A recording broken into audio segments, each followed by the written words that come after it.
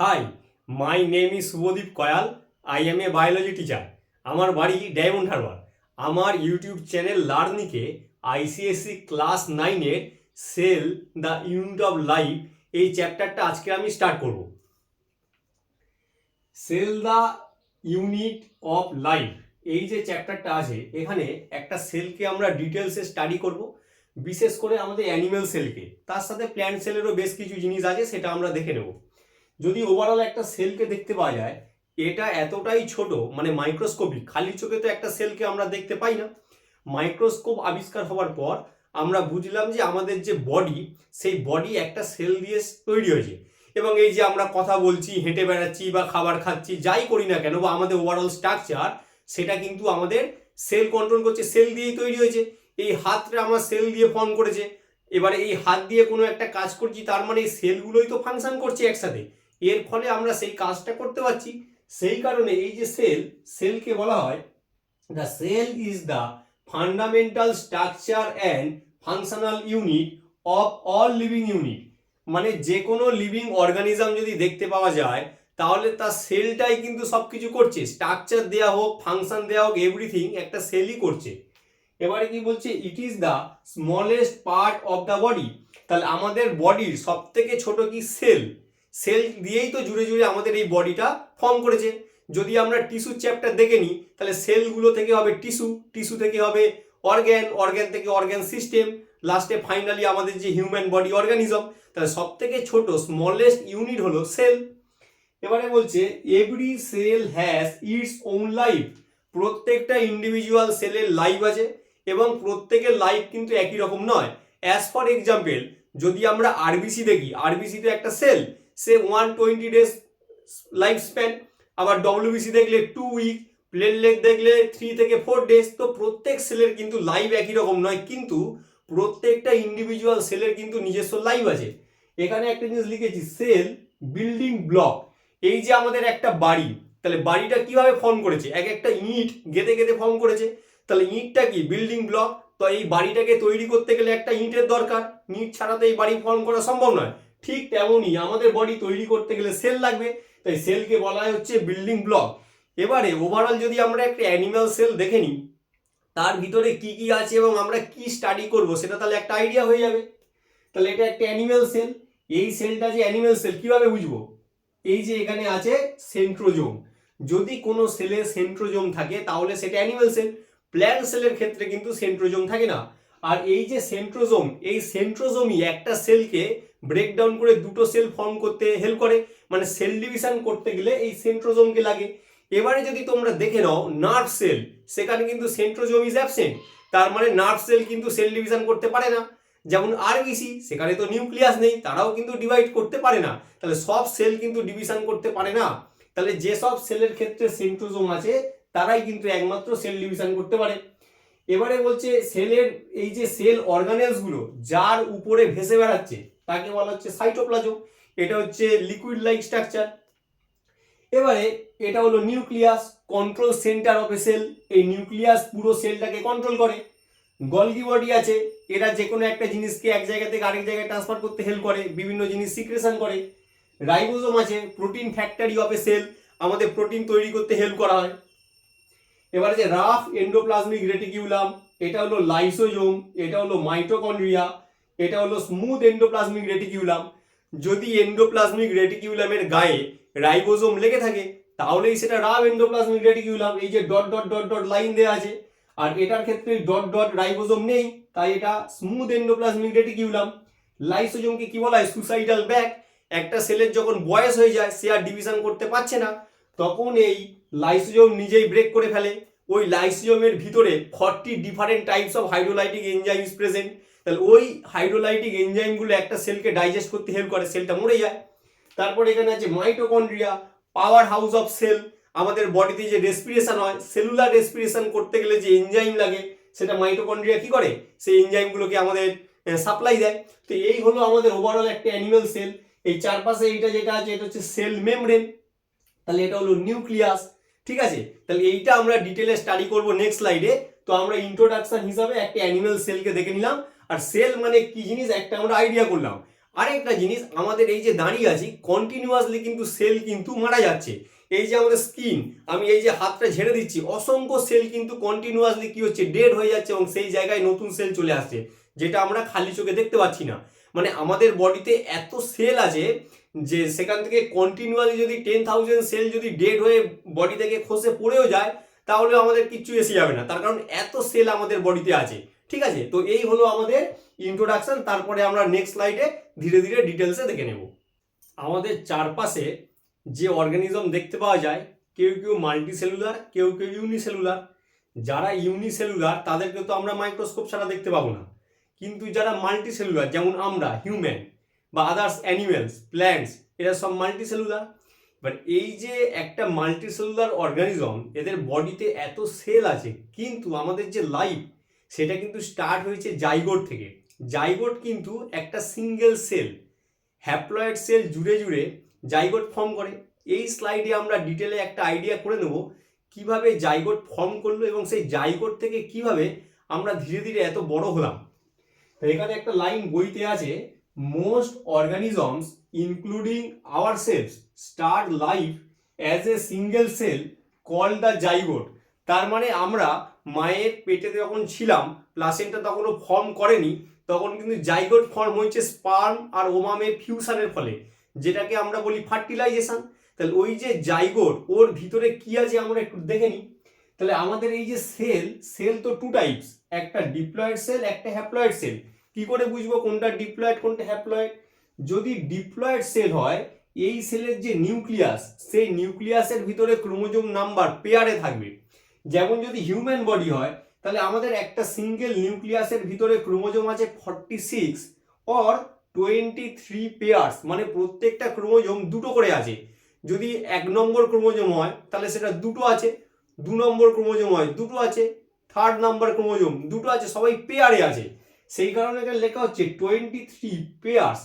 যদি সেটা haploid sell হয় তাহলে সেই সেলের ভিতরে যে নিউক্লিয়াস আছে তার ভিতরে কিন্তু ক্রোমোজোম নাম্বার পেয়ারে নেই, সিঙ্গেল সেট ইজ প্রেজেন্ট। মানে 23, 1 নম্বর ক্রোমোজোম সিঙ্গেল আছে, 2 নম্বর ক্রোমোজোম সিঙ্গেল আছে, 3 নম্বর ক্রোমোজোম সিঙ্গেল আছে। তো যেহেতু এটা পেয়ারে আছে 23 পেয়ার্স এবং প্রত্যেকটা দুটো করে, তাই আমরা লিখছি 2n। 2n মানে হচ্ছে ডিপ্লয়েড। এখানে যেহেতু প্রত্যেকটা ক্রোমোজোম একটা করে আছে তাহলে আমরা লিখবো n। n মানে হচ্ছে হ্যাপ্লয়েড। এবার এই যে ডিপ্লয়েড সেল আমাদের বডিতে কোথায় দেখতে পাওয়া যায়, সেটা হলো যে কোনো বডি সেল। আর এই বডি সেলের আরেকটা ভালো নাম হচ্ছে সোমাটিক সেল। আর হ্যাপ্লয়েড সেল দেখতে পাওয়া যায় রিপ্রোডাক্টিভ সেলে, তার মানে সেটা স্পার্ম আর ওভাম।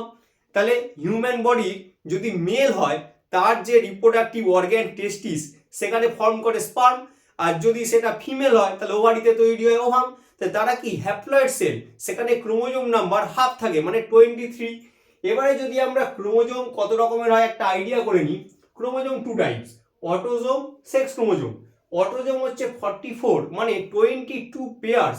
আর যদি আমরা সেক্স ক্রোমোজোম দেখি তাহলে ওটা সিঙ্গেল পেয়ার। সিঙ্গেল পেয়ারের মধ্যে আবার একটা ভেরিয়েশন আছে, যদি এক্স এক্স হয় তার মানে সেটা ফিমেল, আর যদি এক্স ওয়াই হয় তার মানে সেটা মেল। এবার এখানে আমি ওই জন্য লিখে দিয়েছি 44 প্লাস এক্স এক্স, তার মানে সেটা মেয়ে হলো গার্ল। 44 প্লাস এক্স ওয়াই তার মানে সেটা ছেলে হলো বয়। তার মানে আমি তাহলে একজন ছেলে, তাহলে আমার বডির প্রত্যেকটা সেলে ইন্ডিভিজুয়ালি প্রত্যেকটা সেলে chromosome number 44 plus X Y. এমন নয় যে শুধু রিপ্রোডাক্টিভ সেলে, আর রিপ্রোডাক্টিভ সেল তো হ্যাপ্লয়েড হয়, সেটা হচ্ছে আমাদের স্পার্ম আর ওভাম। তাহলে আমাদের স্কিনের সেল, হেয়ারের সেল, যে কোনো জায়গার বডির সেলে যদি ক্রোমোজোম নাম্বার দেখা হয় তাহলে সেটা কিন্তু 44XY হবে।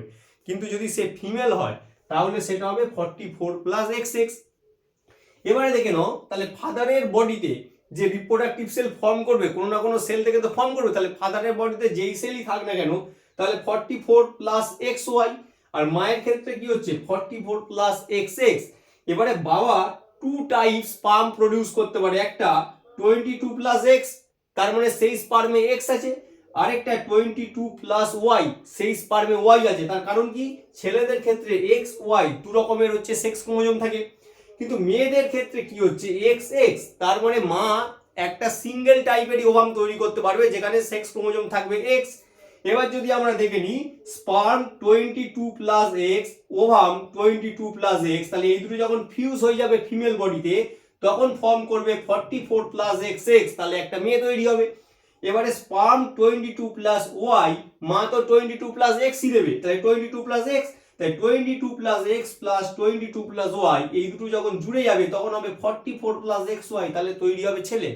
তাহলে একটা বাচ্চা ছেলে হবে না মেয়ে হবে কার উপর ডিপেন্ড করে? সেটা কিন্তু বাবার স্পার্মের উপর ডিপেন্ড করে, মায়ের উপরে নয়।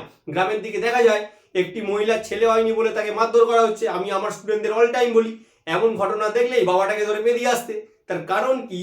ছেলে হবে না মেয়ে হবে সেখানে তো মায়ের কোনো হাতই নেই, এটা ডিপেন্ড করছে বাবার স্পার্মের উপরে। বাবা যদি এক্স দেয় তাহলে সে মেয়ে হবে, বাবা যদি ওয়াই ক্রোমোজোম দেয় মানে ওই যে স্পার্মে যদি ওয়াই থাকে, 22টা তো অটোজোম ওটা তো থাকবেই, কিন্তু যদি ওয়াই থাকে তাহলে সেটা কি হয়ে যাবে? ছেলে হয়ে যাবে।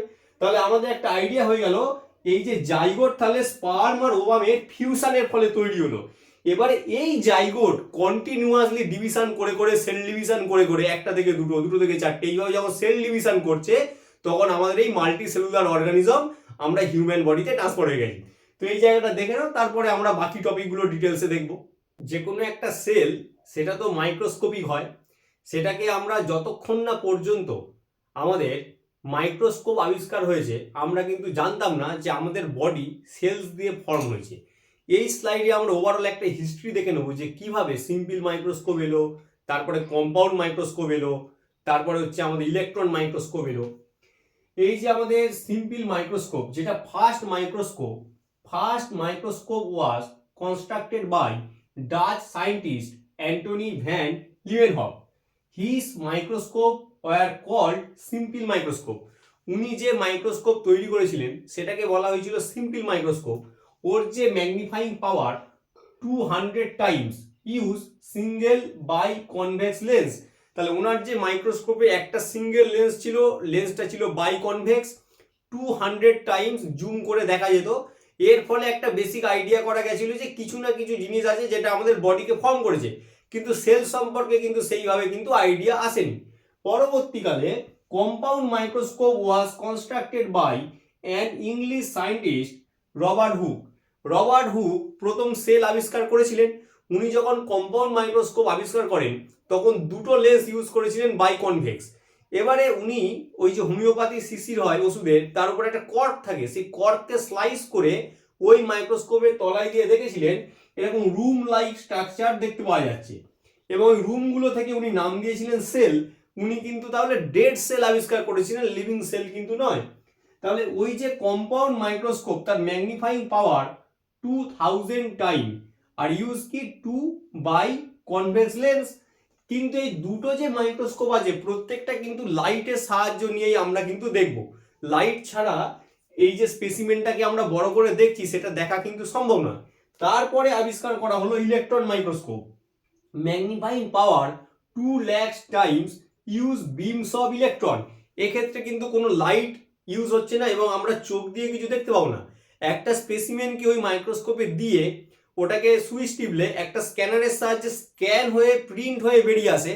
এর ফলে আমরা একটা পিকচার আকারে জিনিসটাকে পাই যে ওটা বড় করে দেখলে কি হয়।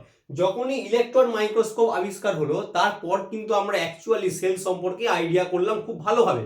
কিন্তু ব্যাপারটা হচ্ছে ওই যে আমরা চোখে কিন্তু দেখতে পাবো না, ওটা স্ক্যান হয়ে আসবে যেহেতু এখানে লাইট ইউজ হয় না। এবারে যেমন সিম্পল মাইক্রোস্কোপ অ্যান্টনি ভ্যান লিউয়েনহফ আবিষ্কার করেছেন মানে তৈরি করেছেন, কম্পাউন্ড মাইক্রোস্কোপ রবার্ট হুক তৈরি করেছেন। ইলেকট্রন মাইক্রোস্কোপ কিন্তু পার্টিকুলার একজন তৈরি করেননি, অনেক সায়েন্টিস্ট মিলে কিন্তু এই মাইক্রোস্কোপটাকে ফর্ম করেছেন। এবারে পরীক্ষায় এই মাইক্রোস্কোপগুলোর ডিফারেন্স লিখতে দেওয়া হয়, কার ম্যাগনিফাইং পাওয়ার কত সেটা জিজ্ঞেস করা হয়, সায়েন্টিস্টের নাম জিজ্ঞেস করা হয়, ক্যারেক্টারিস্টিক লিখতে দেওয়া হয়, কোন লেন্স ইউজ করা হয়। তো ওভারঅল এই জিনিসটা আমাদের লাগবে। নেক্সট স্লাইডে আমরা ধীরে ধীরে সেল অর্গানেলগুলো দেখে নেব। সেল অর্গানেলস স্টাডি করার আগে আমরা একটু সেল থিওরিটা দেখে নিই যে সেল থিওরি কি বলছে। এই যে আমাদের সেল থিওরি দুটো সায়েন্টিস্ট সেই সম্পর্কে বলেছিলেন, এক নম্বর হলো ম্যাথিয়াস লেইডেন জার্মান বটানিস্ট আর থিওডর সোয়ান জার্মান জুলজিস্ট। ওনারা দুজন সেলকে স্টাডি করে টোটাল 3টে পয়েন্ট দিয়েছিলেন। এক, the cell is the smallest unit of structure of all living things, তাহলে যে কোনো লিভিং থিংসের ক্ষেত্রে সব থেকে ছোট যেটা স্ট্রাকচার ফর্ম করছে সেটা হলো আমাদের সেল। 2 নম্বর, the cell is the unit of function of all living things, তাহলে আমরা যে ফাংশন করছি সেটা কিন্তু সম্পূর্ণ সেলের জন্যই হচ্ছে, তাহলে সেলই অ্যাকচুয়ালি কাজগুলো করছে। All cells arise from pre existing cell, এইটা সব থেকে ইম্পর্টেন্ট লাইন, যে কোনো সেল তার আগের সেল থেকেই কিন্তু এসেছে। তার মানে প্রথমে যদি একটা সেল থাকে সেটাই ব্রেকডাউন করে পরের সেল দুটো এসছে, তাহলে পরের সেল দুটো ব্রেকডাউন করে আবার সেলগুলো এসেছে, তার মানে আগের সেল ডিভাইড করে নেক্সট সেলগুলো এসছে। এবার একটা কোশ্চেন আসতেই পারে, তাহলে ফার্স্ট সেলটা এলো কোত্থেকে? দেখো এই যে স্পার্ম আর ওভাম, তো স্পার্ম কি? Haploid cell. ওভাম কি? এটাও হ্যাপ্লয়েড সেল, একটা মায়ের বডি থেকে ফর্ম করেছে আর একটা বাবার বডি থেকে ফর্ম করেছে, তাহলে সেই দুটো ফিউজ হইতে জাইগোট। জাইগোট কি? ইউনিসেলুলার, সেটাই সেল ডিভিশন করে করে মাল্টি সেলুলার অর্গানিজমে ট্রান্সফার হলো। তাহলে স্পার্মও কোনো না কোনো সেল থেকে ফর্ম করেছে, তাই এখানে বলা হচ্ছে all cells arise from pre existing cell. এবারে আমরা কয়েকটা এক্সাম্পল দেখে নিই। সিঙ্গেল সেল অর্গানিজম, যাদের বডি একটা সিঙ্গেল সেল দিয়ে ফর্ম করেছে, সেটা ব্যাকটেরিয়া, ইস্ট, অ্যামিবা। তার মধ্যে হচ্ছে আমাদের অ্যামিবা হচ্ছে ইউক্যারিওট আর ব্যাকটেরিয়া হচ্ছে কি? প্রোক্যারিওট। এবারে দুটোর মধ্যে ডিফারেন্স কি আছে? অ্যামিবার যে নিউক্লিয়াস তার চারপাশে নিউক্লিয়ার মেমব্রেন আছে, different type of cell organelle আছে, সেটা আমরা নেক্সট স্লাইডে দেখে নেব। এবারে বলছে ফিউ সেল অর্গানিজম, মানে যাদের বডি কিছুমাত্র কয়েকটা সেল দিয়ে ফর্ম করছে, সেটা স্পাইরোগাইটা, ভলভক্স। মাল্টিসেলুলার অর্গানিজম তো আমাদের চারপাশে যেটাই দেখছি সেটাই মাল্টিসেলুলার অর্গানিজম, হিউম্যান, প্ল্যান্টস। এবারে দুটো ইনফরমেশন বইতে দেওয়া আছে, আমাদের হিউম্যান বডিতে টোটাল কত সেল আছে? বলছে 37.2 trillion cells in the whole body, মানে এত হিউজ পরিমাণ সেল ওইভাবে তো গোনা সম্ভব নয়। এটাকে একটা অ্যাজাম্পশন করে করা হয়েছে যে এই পোর্শনটুকুতে যদি এতটা সেল থাকে তাহলে ওভারঅল বডিতে on an average 37.2 trillion cell থাকে। আর 100 billion nerve cells in the human brain, তাহলে ব্রেনের ভিতরে 100 বিলিয়ন নার্ভ সেল আছে। আর মজার ব্যাপার, এই নার্ভ সেল কিন্তু ডিভাইড করতে পারে না, তাই যত বয়স বাড়তে থাকে আমাদের মেমোরি লস হতে থাকে। তার কারণ কি? নার্ভ সেল ধীরে ধীরে মারা যায়। নার্ভ সেল তো ডিভাইড করতে পারে না, তার কারণ কি? ওর মধ্যে সেন্ট্রোজোম থাকে না। তো এই স্লাইডটা দেখে নাও, এরপরে আমরা ডিটেলে নিউক্লিয়াসটা দেখে নেব। এবারে আমরা একটা সেলের ভিতরে কি কি সেল অর্গানেলস থাকে তার কিছু দেখে নেব। তো যে কোনো সেলের কন্ট্রোল সেন্টার হলো নিউক্লিয়াস, তাই আমরা ফার্স্ট নিউক্লিয়াসকে স্টাডি করব। তো নিউক্লিয়াস কি? Nucleus is a control centre of a cell. একটা সেলের মস্তিষ্ক বলা যেতে পারে, ব্রেন। সেলকে কন্ট্রোল করে নিউক্লিয়াস। এই নিউক্লিয়াসকে যদি আমরা দেখি, চারপাশে থাকে নিউক্লিয়ার মেমব্রেন, ভিতরে থাকে একটা গোল মতো রেড কালারের দিয়েছি নিউক্লিওলাস, জালের মতো স্প্রেড হয়ে আছে ক্রোমাটিন ফাইবার, আর এর ভিতরে একটা লিকুইড থাকে যেটা আমি এখানে লিখিনি, সেটা হলো আমাদের নিউক্লিওপ্লাজম। আর এই যে নিউক্লিয়ার মেমব্রেন, এই যে ছোট ছোট পোরস দেখতে পাওয়া যাচ্ছে, এটাকে বলা হচ্ছে আমাদের নিউক্লিয়ার পোর। এই যে নিউক্লিয়াস, এটা মেনলি ইউক্যারিওটিক সেলের মধ্যে দেখতে পাওয়া যায়। যদি এটা প্রোক্যারিওটিক সেল হতো তাহলে কিন্তু এই নিউক্লিয়াসটা থাকতো না। এই যে নিউক্লিয়ার মেমব্রেন, এটা শুধুমাত্র ইউক্যারিওটিক সেলের যে নিউক্লিয়াস সেই ক্ষেত্রে দেখতে পাওয়া যায়। কিন্তু এটা যদি প্রোক্যারিওটিক সেল হতো, মানে যেটা ইউনিসেলুলার অর্গানিজম, প্রোক্যারিওটস, তাদের ক্ষেত্রে শুধুমাত্র এই ক্রোমাটিন ফাইবারের মধ্যে একটা সার্কুলার ডিএনএ দেখতে পাওয়া যেত, তাকে বলা হতো নিউক্লিওয়েড। তাহলে যদি সেটা প্রোক্যারিওটিক সেল হয় তাহলে সেটা নিউক্লিওয়েড, কিন্তু যেহেতু এটা ইউক্যারিওটিক সেলের নিউক্লিয়াস তাই এখানে নিউক্লিয়ার মেমব্রেনটা আছে। তাহলে ইউক্যারিওটিক সেলে থাকে নিউক্লিয়াস, প্রোক্যারিওটিক সেলে থাকে নিউক্লিওয়েড, যার চারপাশে কোনো নিউক্লিয়ার মেমব্রেন দেখতে পাওয়া যায় না, মানে ওর ডিএনএটা পুরোপুরি সাইটোপ্লাজমে স্প্রেড হয়ে থাকে। এবারে বলছে এই যে ক্রোমাটিন ফাইবার, এই নিউক্লিয়াস থেকে আমরা ক্রোমাটিন ফাইবারটাকে বের করে আনলাম। ডিউরিং সেল ডিভিশন এই ক্রোমাটিন ফাইবার ক্রোমোজোমে ট্রান্সফার করে। আর যে কোনো একটা ক্রোমোজোমের ভিতরে যদি আমরা দেখি তাহলে একটা ডিএনএ থাকে আর হিস্টোন প্রোটিন থাকে। তাহলে chromosome is made up of DNA and histone proteins. এবারে এই ডিএনএটাকে যদি বার করে আমরা আরেকটু ডিটেলে দেখি, এইটা একটা ডিএনএ, ডিএনএ ছোট ছোট টুকরো, পার্ট অফ এ ডিএনএ, পুরো ডিএনএ নয় কিন্তু পার্ট অফ এ ডিএনএ, সেটাকে বলা হয় জিন। তাহলে part of A DNA is known as জিন। তাহলে জিন কি দিয়ে তৈরি? ডিএনএ দিয়ে তৈরি। কিন্তু আমাদের একটা নিউক্লিয়াসের ভিতরে টোটাল যতটা ডিএনএ আছে পুরোটা কিন্তু জিন ক্যারি করে না, খুব কম, 1 থেকে 2% জিন ক্যারি করছে। জিনগুলো কি করে, আমাদের বেসিক ক্যারেক্টারিস্টিকগুলো কন্ট্রোল করে। স্কিন কালার কেমন হবে, হেয়ার স্টাইল কেমন হবে, হাইট কেমন হবে, ওভারঅল আমাদের লুকস কেমন হবে, ফিজিক্যাল অ্যাপিয়ারেন্স কেমন হবে, সেটাকে কন্ট্রোল করে জিন। সেই জিনটা কিন্তু ডিএনএ এর একটা পার্ট। এবার এই ডিএনএটাকে যদি আমরা ওভারঅল ক্লাস 9 অনুযায়ী যদি একটু ডিটেলে দেখে নিই, DNA is a double stranded macromolecule. এটা অ্যান্টি প্যারালাল। এর একটা পোল যদি 5 প্রাইম দিয়ে স্টার্ট হয় তাহলে সেটা গিয়ে শেষ হচ্ছে 3 প্রাইমে। ঠিক পাশেরটা কিন্তু আর 5 প্রাইম দিয়ে স্টার্ট হবে না, 3 প্রাইম দিয়ে স্টার্ট হবে, শেষ করবে তাহলে কত, 5 প্রাইমে। তাহলে অ্যান্টি প্যারালাল ম্যাক্রোমলিকিউল। এর ভিতরে এই যে সিরিজ ধাপের মতো দেখতে পাওয়া যাচ্ছে, এটাকে কি বলে, এগুলোকে বলা হচ্ছে আমাদের নিউক্লিওটাইড বা নাইট্রোজেন বেস দিয়ে এই নিউক্লিওটাইড গুলো ফর্ম করছে। তাহলে এ টি জি সি এগুলো কি, এগুলো সব হচ্ছে আমাদের নাইট্রোজেন বেস। তাহলে নাইট্রোজেন বেস করকম আছে ডিএনএ তে, there are 4 types of nitrogen base, adenine, guanine, cytosine, thymine. এগুলো ক্লাস 10 এ ডিটেলসে পড়াবো, কিন্তু ক্লাস 9 এ যেহেতু আমরা নিউক্লিয়াস সম্পর্কে স্টাডি করছি, ওভারঅল একটা ডিএনএ স্ট্রাকচারটা আমরা দেখে নিচ্ছি। তাহলে এ ডবল বন্ড টি মানে হচ্ছে একটা অ্যাডেনিন একটা থাইমিনের সাথে দুটো হাইড্রোজেন বন্ডের সাহায্যে যুক্ত থাকে। ঠিক তেমনি টি ডবল বন্ডে জি ট্রিপল বন্ড সি মানে গুয়ানিন 3টে হাইড্রোজেন বন্ডের সাথে সাইটোসিনের সাথে লেগে থাকে। এইভাবে এই পোর্শন থেকে এই পোর্শনটা, এটা একটা সিঙ্গেল টার্ম। আমি ইচ্ছা করি এত ডিটেলে লিখে নিই, তার কারণ এটা এখন লাগবে না, ক্লাস 10 লাগবে, তাও আমি মুখে বলে দিচ্ছি। এই জায়গা থেকে এই জায়গাটা, এটা হচ্ছে একটা সিঙ্গেল টার্ম। এইটার পুরোটা লেন্থ এখান থেকে এতটা, পুরোটা লেন্থ 34 অ্যাংস্ট্রম।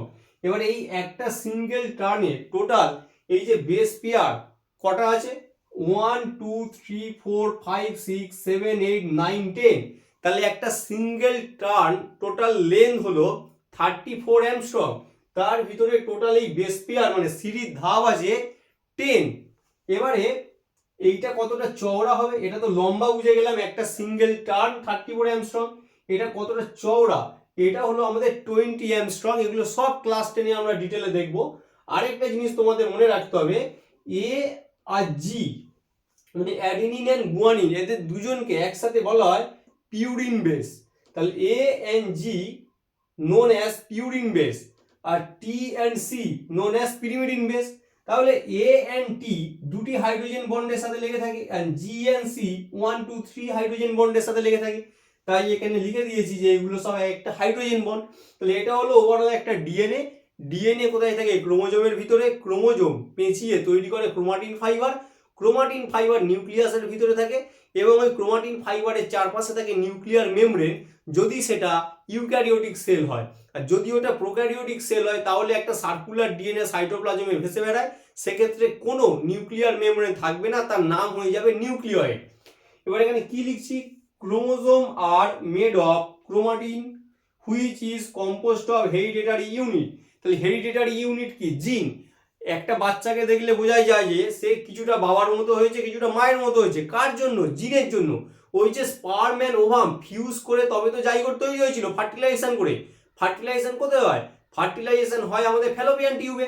তাহলে ওই যে জায়গাটায় ফার্টিলাইজ করলো, তাহলে 50% ক্যারেক্টার মায়ের থেকে পেয়েছে আর 50% ক্যারেক্টার বাবার থেকে পেয়েছে। সেই কারণে দেখা গেল যে লুকস কিছুটা মায়ের মতো, হাইট বাবার মতো, বা বিহেভিয়ারটা মায়ের মতো, মানে ওভারঅল সব মিলিয়ে মিশিয়ে একটা ক্যারেক্টারিস্টিক শো করে। সেটা কি, hereditary units called gene. Genes are made of a complex chemical substances DNA. তার মানে যে কোনো একটা জিনকে যদি আমরা দেখি তার ভিতরে ডিএনএ আছে, সেই কারণেই বললাম ডিএনএ এর ছোট ছোট পার্ট, সেটাই হলো জিন। তাহলে জিন is a part of DNA which is also known as hereditary unit. তার কারণ কি, আমাদের যে ক্যারেক্টারিস্টিক গুলো এটা আমরা আমাদের বাবা মায়ের থেকে পেয়েছি। এখানে আরেকটা লাইন লেখা আছে, the number of chromosome is definite in each species. তাহলে প্রত্যেকের ক্ষেত্রে ক্রোমোজোম নাম্বার সেম, যেমন আমাদের ক্ষেত্রে 46, ইনসেক্টের ক্ষেত্রে 1000, বাঘসিংহের ক্ষেত্রে 38। তাহলে এটা প্রত্যেকের ক্ষেত্রে কি একটা সেম। তাহলে ক্রোমোজোম নাম্বারই আমাদের আমাদের ওভারঅল যে বডি স্ট্রাকচার থেকে আরম্ভ করে সবকিছু কন্ট্রোল করে। তাহলে নিউক্লিয়াসকে কি বলা হয়, control centre of a cell. তাই নিউক্লিয়াসটা তোমরা একটু দেখে নাও। আগের স্লাইডে আমরা নিউক্লিয়াস নিয়ে পড়াশোনা করলাম, নিউক্লিয়াস সম্পর্কে জানলাম। নিউক্লিয়াসের উপর বেস করে দু রকমের সেল হয়, যেটা আগেও আমি বলছিলাম। Cell two types, prokaryotic cell, eukaryotic sell.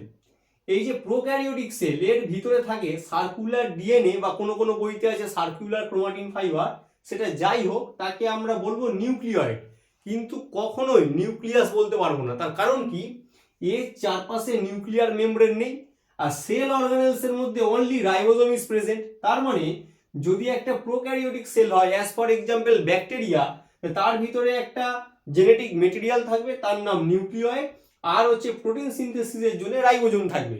কিন্তু যদি আমরা ইউক্যারিওটিক সেল দেখে নিই, তার ভিতরে একটা প্রমিনেন্ট নিউক্লিয়াস থাকবে, তার চারপাশে নিউক্লিয়ার মেমব্রেন থাকবে, ক্রোমাটিন ফাইবার থাকবে, নিউক্লিওলাস থাকবে। নিউক্লিওলাসের কাজ কি, প্রোটিন সিনথেসিসে হেল্প করে, রাইবোজোম ফর্ম করে। সেখানে সেন্ট্রোজোম থাকবে যদি সেটা অ্যানিমাল সেল হয়, আমাদের রাইবোজোম থাকবে, মাইটোকন্ড্রিয়া থাকবে, গলগি থাকবে, তাহলে যে কোনো সেল অর্গানেল থাকবে। আর নিউক্লিয়াসের চারপাশে অবশ্যই নিউক্লিয়ার মেমব্রেন থাকবে। নিউক্লিয়ার মেমব্রেন আছে বলেই এটা হলো আমাদের ইউক্যারিওটিক সেল। এবারে এটা হচ্ছে উন্নত মানের, এটা তার থেকে একটু প্রিমিটিভ। এবারে দু রকমের সেল নিয়ে আমি বলছি, একটা হলো অ্যামিবা, একটা হলো ব্যাকটেরিয়া। অ্যামিবাও সিঙ্গেল সেল অর্গানিজম, ব্যাকটেরিয়াও সিঙ্গেল সেল অর্গানিজম, কিন্তু দুটোর মধ্যে ডিফারেন্স হচ্ছে অ্যামিবা কিন্তু ইউক্যারিওট, হতে পারে ইউনিসেলুলার, কিন্তু সে ইউনিসেলুলার ইউক্যারিওট, কিন্তু ব্যাকটেরিয়া হচ্ছে ইউনিসেলুলার প্রোক্যারিওট।